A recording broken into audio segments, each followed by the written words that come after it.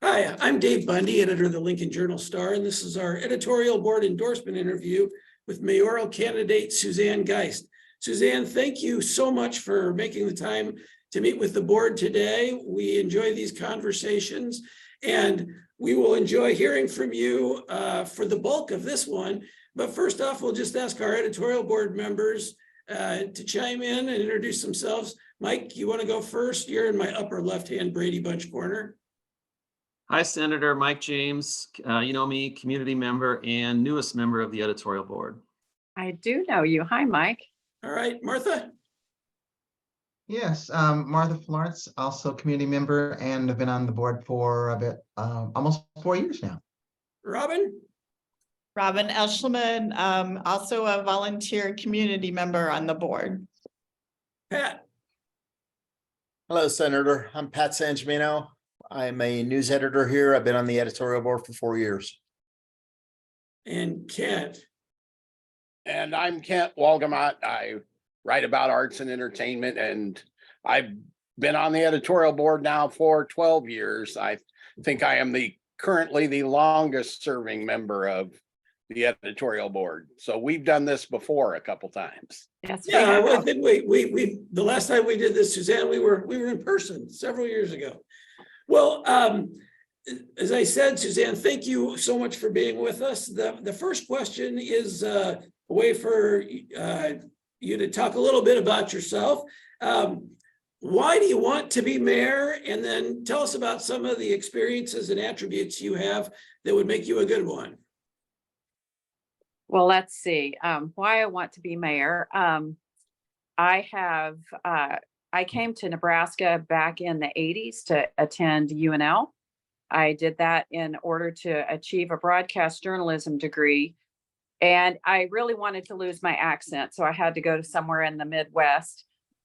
So I graduated with that degree, but a couple of weeks before graduation, I was subpoenaed to be on a grand jury. I was engaged to my husband, and so I served on Commonwealth grand jury on a week, off a week for almost 2 years.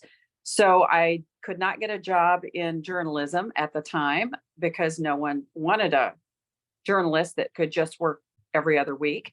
So instead, and we also recessed so my husband and I could get married and go on our honeymoon. So anyway, so my introduction to banking and really kind of the community of Lincoln, although I lived at the university, I was more out in the community at that time. So that was my introduction to Lincoln as a whole.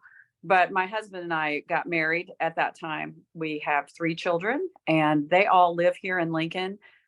They're all married, and between them, they have 9 children, and there is another one on the way in September. So we'll have 10 grandchildren in September. So the reason for running is because I've been here a while. I love this city, and I have some ideas that I think would take us in a bit of a different direction, and which I believe is needed. And some of the things that I would bring to that are a style of leadership that is open and collaborative. I've worked at the legislature now for 6.5 years. And as you know, stepped down from being a state senator to give 100% to this race. And I believe that combined with the communication experience, the business experience that I've had in the community, I also believe that the government experience lends itself to this type of position. I've learned a lot about working with both sides, even though I know you guys don't hear a lot about that or talk a lot about that. There is quite a bit of collaboration that goes on at the state level, and I've enjoyed working across the aisles with my colleagues and building good relationships with my colleagues. That's not always apparent on the floor, but it is very apparent behind the scenes. And I think that is needed and desired. I also believe that city government is really a place to foster an environment of unity, and one that is not necessarily Republican, Democrat, or independent. My administration will be focused on city business. And that, you know, as a campaigner, there's usually three things that you like to hit all the time. And the things I'm talking about are public safety, good roads and streets, and a good business, fostering a good, thriving business environment with jobs. And those things are things that all the public wants. So it doesn't really matter what your political leanings may be. I believe that those things are things we can all agree on. And I also believe that the public is looking for a unifying leader who focuses on things that we all want. And that's what I intend to bring to this office.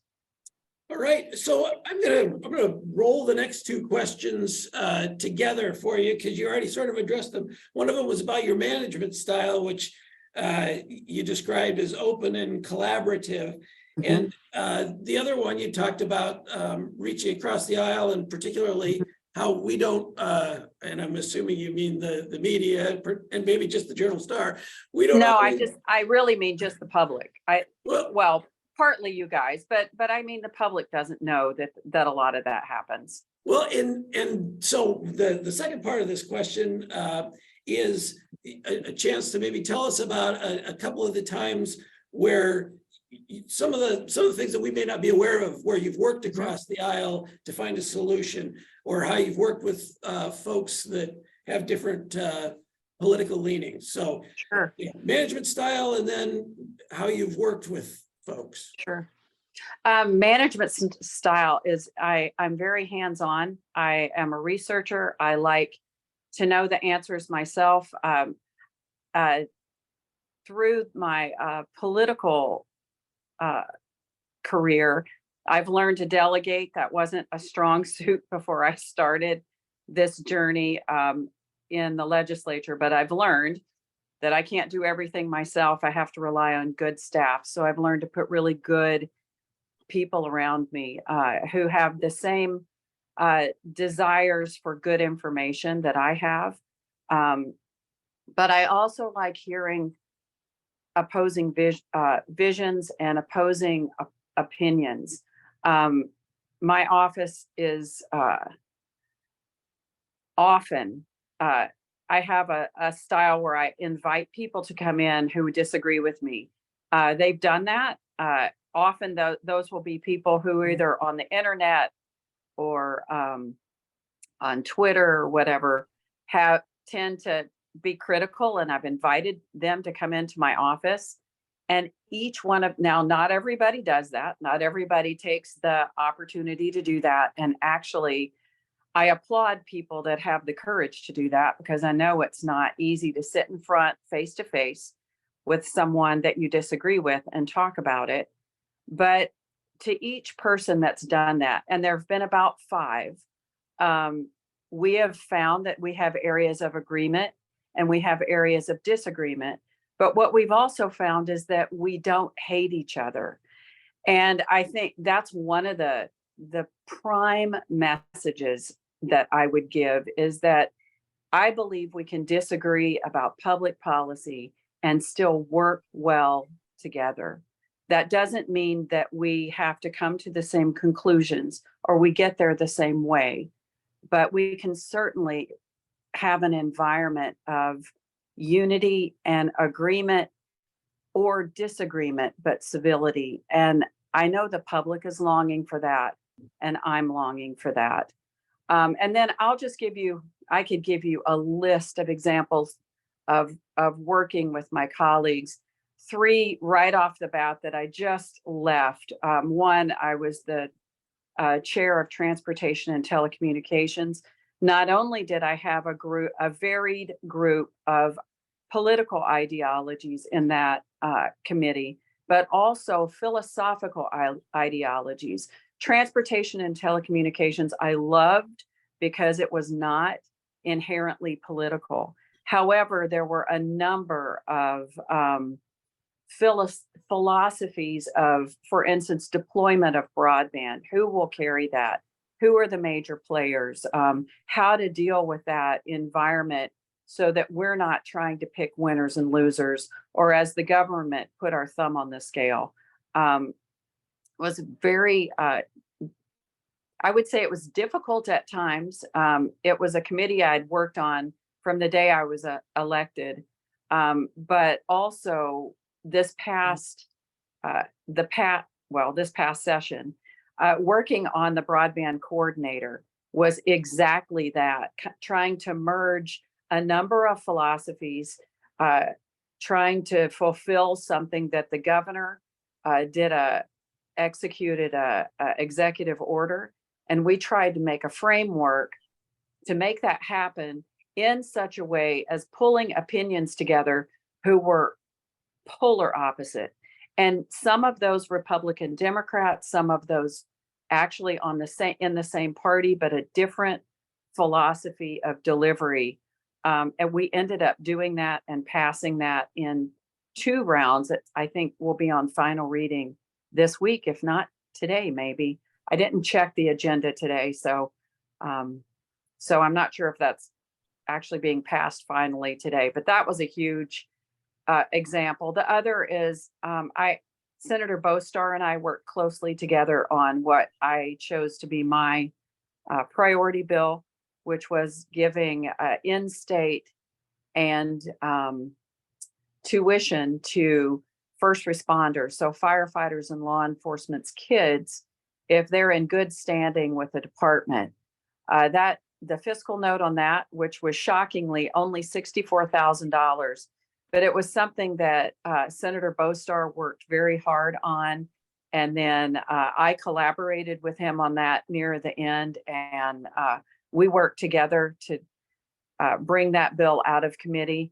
And then finally, Senator Wishart's bill that brings ARPA funds and state funding to the, let's see, it's the observatory, the Branched Oak Observatory, the Convention Center in Lincoln, and also the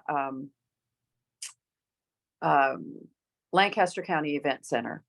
So Senator Wishart and I worked part of the committee and people behind the scenes to help get support for that bill. Okay, well, thank you. Okay, here's a meatier question, I guess. Okay. Sort of a 3-parter, but it won't be surprised to see that we'd ask.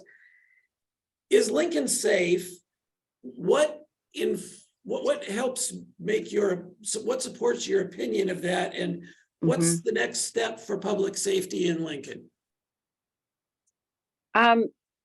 Generally safe. Is it safer? No, I believe it is not. And what informs that decision? One, right now, Lincoln has the highest murder rate of any city in the state. Not the rate, the number of homicides, 5 since January in the city of Lincoln. City of Omaha, they just arrested someone for their first murder this weekend. That's disturbing. Hearing the different reports of shots fired down in the Haymarket. And I have been going regularly door to door. This is second to potholes, the number 2, but often with more urgency than whether our roads are smooth or not.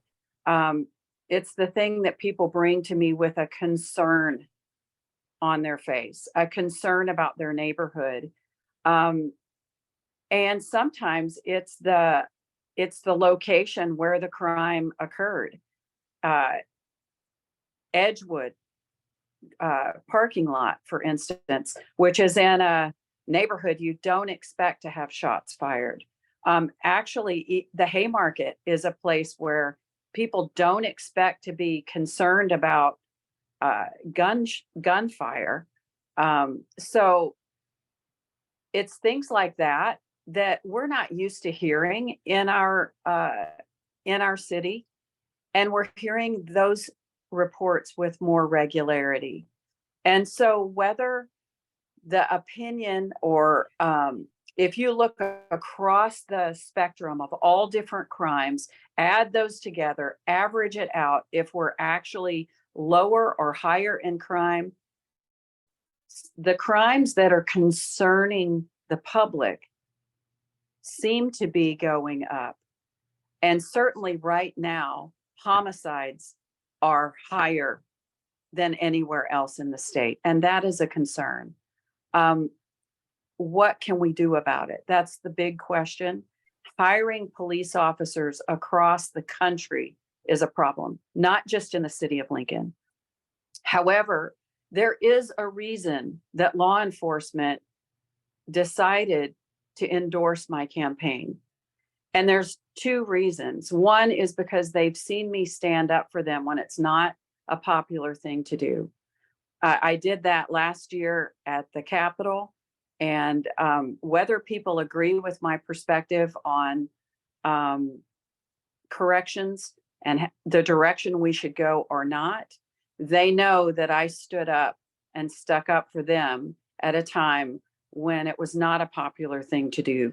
I do believe that we need to take a look at criminal justice reform, but I also believe that the number one thing we need to do is make sure that we're investing in addiction counseling, we're investing in mental health resources, so that when people are inside the facilities and coming out, they have an opportunity to get better before we change their sentence or change their penalty. I believe that's a public safety issue, and that's what I stood for on the floor. The second thing is, I believe that they need to feel like they have someone in their corner who will recruit for them, go with them to recruit, give them a recruiting budget, and stand with them, again, whether it's a popular thing to do or not. These are people who protect us every time they leave their home. I talked to a wife today of an officer who said, this is a hard job. Our kids think about their dad every time he leaves their home. And so it's a commitment that I have that I don't believe they always feel, but it is a commitment that I have to stand with not just law enforcement, firefighters, any first responders that put their life out on the line to make sure our community is safe. And we do have a budget that will allow hiring more, and we need to continue to hire more, but we also need to make sure that people aren't leaving because they don't like the atmosphere or they don't feel supported. And currently, we are so low in police officers. And from let's see, I have the numbers right here, from 2019 to today, we are currently down 10 officers than we were when our current mayor took office. And and that's adding in those who are in the academy and those who are being out in training.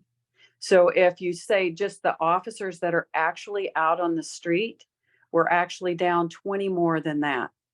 And so it's important that we set up an environment where not only the public feels safe, the officers feel safe and they feel supported. Okay, the next question for you, and we're kind of getting close to the end here. Owner occupied housing is decreasing. There's a lot of talk about housing affordability and the missing middle class housing. Right. What can the city do to help reverse that trend? Well, I think it's really important that when we talk about affordable housing, and I just say affordable housing because housing in Lincoln has skyrocketed lately, and that we make sure as me, I'll say me, as looking at a future CEO of the city position, that the policies that I'm putting in place help make that happen. If you look across the past few years, And we want an environment that allows affordable housing to take place. Therefore, all of the policies that need to come out of the mayor's office need to allow that to happen. I read an article about 2 months ago now that it was from the Omaha World Herald. Sorry about that, but it reported on their housing costs. And 23% of new housing costs there are due to government regulation. So that makes me ask the question, what are we doing as an administration locally that's making that percentage go up? Because the builders are telling me that if it's 32% in Omaha, it's a tick higher here in Lincoln. And it's simply because the regulations that we're putting in place are making our housing more expensive. So what can we do about that? We can step back, take a look at what are the regulations in place that are obstacles to affordable housing. What can we do to roll back or diminish some of those regulations? Some of them are needed. Some of them may not be. But we need to make sure as government, we aren't saying we want affordable housing, but making it impossible to get there because we're putting so much on builders and developers that they can't make that happen and also have a business. All right, next question. What policies and amenities does our city need to have to attract people who want to put down roots here? Fill open jobs, things like that.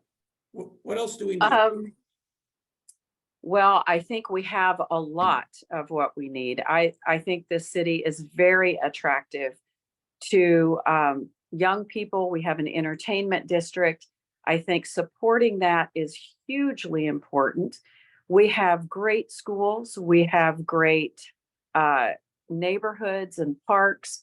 All of those things are important. But the most important thing is this affordable and livable? As you said earlier, we have a lack of middle class housing, entry level housing and middle class housing. And then once you get into a home, I just had an older gentleman tell me, I don't really care how much it costs to build a house here right now. I want to keep the one I'm in. And our valuations just went up, gosh, an average of 20%, but you've all heard the stories of people who might have been 100% or $100,000.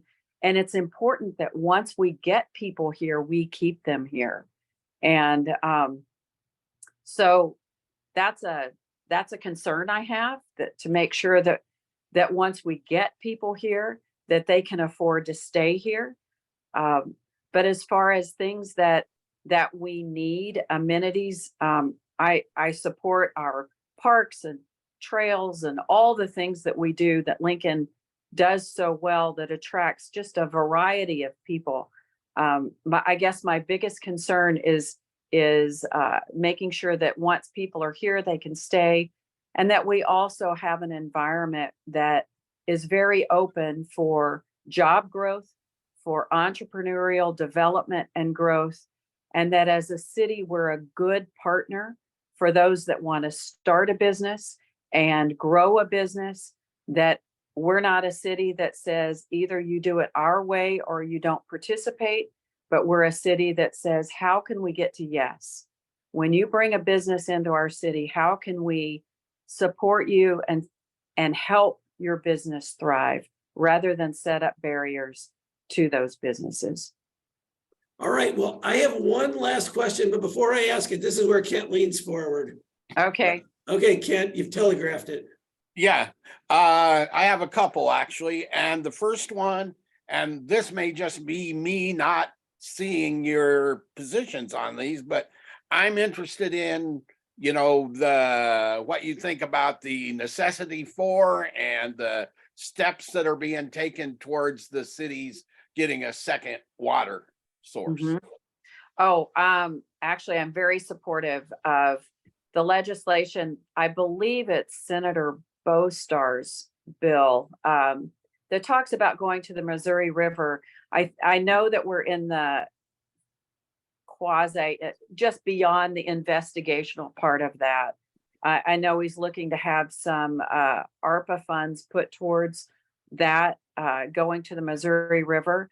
There's some, I am open and find huge support, or have huge support of whatever we need to do to make sure that secondary water source is secured. That's important for our future growth, and certainly for my perspective, where I want Lincoln to be a place where my children and grandchildren can thrive. This is looking out for their future. This is not something that's going to be realized in the next short term. Certainly, I believe it's about a 20-year project, but something that is crucial to the growth of our city. So here, you heard it right from the horse's mouth that that I'm supportive of that. And then the second one is the editorial board has for years made climate change one of our priorities. Mhm. And I guess the question is, where is climate change in your priorities for the city? And what effort would you make to address climate change, or scale back what's being done now, or what's your view on that? That's a good question. Here's my stance. I guess I'm sort of somewhat in the middle here. I think it's very important that we're good stewards of everything we have, of all of our resources, whether that's land, air, water, all of it. I think that's highly important. I'm going to go back to what we talked about on affordable housing, though. I think we need to make sure that the policies that we're putting in place don't cost our citizens so much. They have to weigh whether they can participate in investing in a home or afford their apartment rental, because we put so much on regulations that they can't afford to live in Lincoln. And so that's where I think we need to be careful about going so far in one step that we price people out of being able to participate in the good life that's offered here in Lincoln.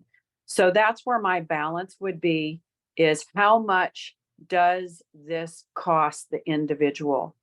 It's one thing for us to be good stewards, and it's another to cost so much that we can't afford to have people here in the city, and or the citizens can't afford to participate. So that's my concern with any kind of government expectation and regulation. It's all well intended, all has a worthy goal, but we have to get there in a way that we can all participate and not just some. All right, Suzanne, you handled all the hard questions. Now we're down to the Oh. last one, and it's really easy. And What's that is what you can either use it as a closing statement, but the question is, what have we not asked you that you wish we would have? You reporters all ask me this question. It's the catch-all. We're lazy. It is the catch-all. But you know from your broadcast background, that's how we gotta do it. Yes, I do know you have to do it. Let's see. What did you not ask me? Or you can just have your closing statement, whatever you You like. know, my closing statement is that I'm really committed to this race. Obviously, I'm in it not because I need another job, and not because I'm looking for notoriety or a stepping stone to something else. For me, this is it. I love this city, and I believe it's a great place to live and the best place to raise a family, because I've experienced that. but I do believe that it's time for a different direction, and a different direction in policies, partnership with business and development, and also a sense of unity and rallying around what is purely city business. And we're all Lincolnites. We're all in this together, and I just would like to have a administration that is a unifier, that pulls people together on things that we agree on, and drives the city forward, so that in 8 to 12 years, we are the best place to do business, the best place to raise a family, and the best place to hang out and live in the city of, or the state of Nebraska. All right, well, that was a good ending note. So thank you, Suzanne. Thank you. We Thank appreciate you very your much. time. Appreciate your time. All right, well, thanks everybody for being here, and we wish you the best, Suzanne, on May 2nd. Thank you. Thanks, Dave. All right. You. Bye-bye. Thank you.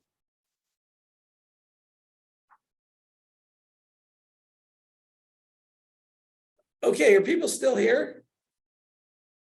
All right, there's our edit board. I guess it's just us now. I'm gonna go tell Natalia she can jump in, okay?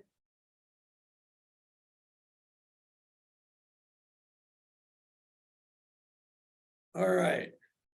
There's Natalia. She's here. Hang on a sec.